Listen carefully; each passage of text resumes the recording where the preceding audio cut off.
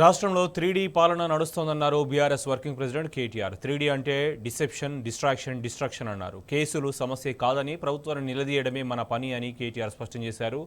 15,000 రైతు భరోసా ఇస్తామని చెప్పి 12,000 ఇస్తామని రైతులను రేవంత్ మోసం చేశారని ఆరోపించారు. కేసుల గురించి కోర్టులో తేల్చుకుందామన్నారు. ప్రభుత్వంపై జనాల్లో కొట్లాడుదామని కేటీఆర్ ప్రకటించారు. కోరేది ప్రార్థించేది ఒకటే. ఈరోజు రాష్ట్రంలో ఒక 3D పాలన నడుస్తున్నది. 3D ఏంటిదా 3D? మొదటి డి డిసెప్షన్ అంటే మోసం. రెండవ డి డిస్ట్రాక్షన్ అంటే అటెన్షన్, మన అటెన్షన్ మళ్ళించుడు. మూడవ డి డిస్ట్రక్షన్, విధ్వంసం. ఈ మూడు జరుగుతున్నాయి. డిసెప్షన్ అంటే ఏంది? ఇప్పుడు హరీష్ రావు గారు చెప్పారు, హేమంత్ సోరెన్ గారు మొన్ననే గెలిచిండు జార్ఖండ్లో.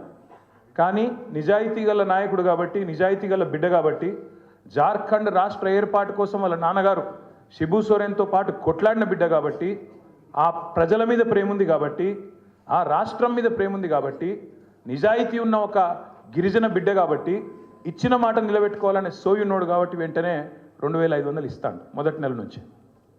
అది నిజాయితీ. అదే మరి రేవంత్ రెడ్డి ప్రభుత్వం ఏం చేస్తున్నది?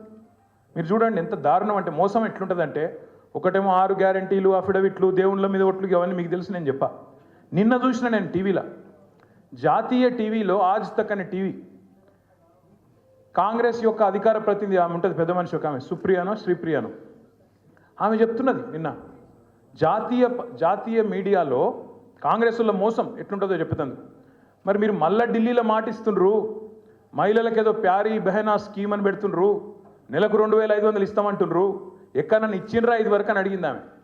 అడిగితే ఆమె ఏమంట దొరికినా, తెలంగాణలో 90 లక్షల మంది ఆడబిడ్డలకు నెలకు 2,500 మా ప్రభుత్వం ఇస్తున్నది, నెలకు టంచన్గా ఇస్తున్నదని ఆడ గంటాపదంగా మోసం చేస్తూ అబద్ధాలు చెప్తా ఉన్నారు.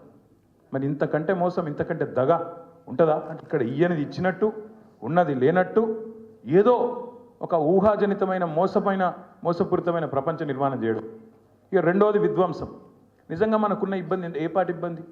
ఇక్కడ హైడ్రా బాధితులు వచ్చి ఇల్లు కోల్పోతుంటే ఏడ్చిలు చూడు, వాళ్ళ ఇబ్బంది ముందు మనది ఏమి ఇబ్బంది? ఇవాళ లగచర్లలో రైతులు భూములు ఇవ్వకపోతే తీసుకుపోయి 40 రోజులు గిరిజన రైతులను జైల్లో పెట్టిన చూడు, వాళ్ళ ఇబ్బంది ముందు మనది ఏమి ఇబ్బంది? కాబట్టి ఇవాళ ఈ ప్లాట్ఫామ్లో మన పార్టీ 25వ సంవత్సరంలో అడుగు పెడుతున్న ఈ సంవత్సరంలో మనకి ఇదేం పెద్ద ఇబ్బంది కాదు. కేసులు అనేది అసలు ఇష్యూయే కాదు. మనం చేయవలసింది ఈరోజు ఒకటి, జనవరి 8వ తారీఖు ఈరోజు. ఇంకా సంవత్సరం మొత్తం మనం ముంగటుంది. ఇంకా 360 రోజులు, దాదాపు 358 రోజులు మనం ముంగటున్నాయి. ఈ 350 రోజులు మనం చేయాల్సిన పనుల్లో ఒకటే, రైతు భరోసా విషయంలో రేవంత్ రెడ్డి చేస్తున్న మోసాన్ని ప్రతి రైతుకు అర్థమయ్యే విధంగా, అరటి పండు ఒలిచి నోట్లో పెట్టినంత మంచి సులువుగా ఇంటింటికి, గల్లికి, గడపకు పోయి రైతులకు జరుగుతున్న మోసం చెప్పాలి. ఎట్లా రేవంత్ రెడ్డి ప్రభుత్వం ఒక్కొక్క ఎకరానికి 17,500 రూపాయలు రైతులకు బాకీ ఉన్నదో బరాబర్ చెప్పాలి. 2 సార్లు అసలు రేవంత్ రెడ్డి ప్రభుత్వం వచ్చిన తర్వాత ₹1 కూడా రైతు బంధు ఇయ్యలే, ఒక్క పైసా కూడా ఇయ్యలే.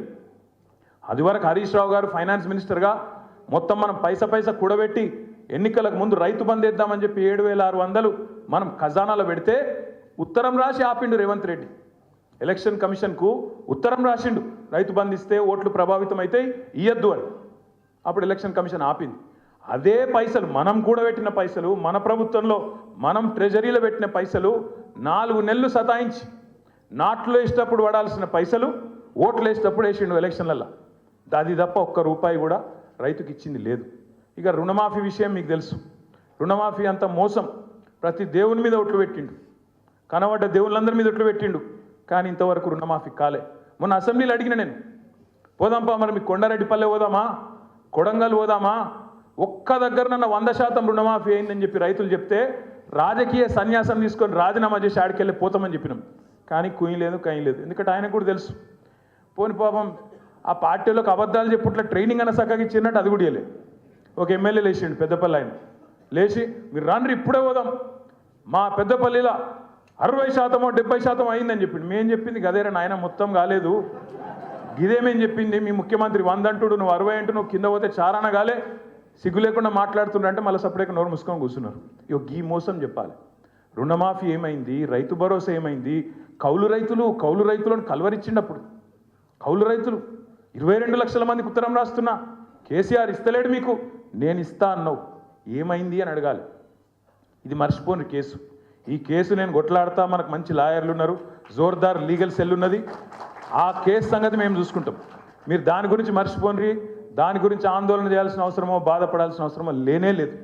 మీరు చేయవలసింది, మనం చేయవలసింది బీఆర్ఎస్ పార్టీగా తెలంగాణ ప్రజలకు ఒక రక్షణ కవచంలాగా నిలబడి ఈ సంవత్సరం మొత్తం ఈ మోసపూరిత కాంగ్రెస్ ప్రభుత్వం యొక్క భరతం పట్టే విధంగా ముందుకు పోదాం.